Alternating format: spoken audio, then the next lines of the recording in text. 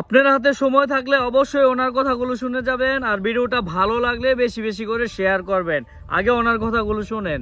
আমরা 7ই নভেম্বরের চেতনায় উদ্বুদ্ধ হয়ে 17টি বছর ফ্যাসিবাদ বিরোধী আন্দোলন করেছি। হাজার হাজার নেতা কর্মী বিএনপির গুম হয়ে গেছে।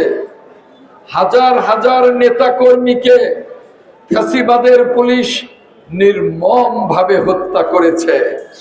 কিন্তু এমন 7ই নভেম্বরের চেতনা ছিল, এমন 71-এর মুক্তিযুদ্ধের চেতনা ছিল।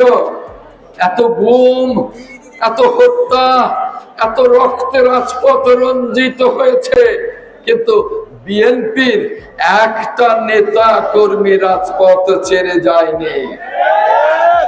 বিএনপির একটি নেতা কর্মী ছদ্মবেশ ধরে অন্য কোন দলে ছদ্মবেশে আড়াল করেছে নিজেকে, এমন কোন প্রমাণ নেই। আমরা লড়াই করেছি, রক্ত দিয়েছি, রাজপথে থেকেছি, কিন্তু কোন দলের ভেতরে গিয়ে আত্মগোপন করিনি, গুপ্ত দলে পরিণত হয়নি।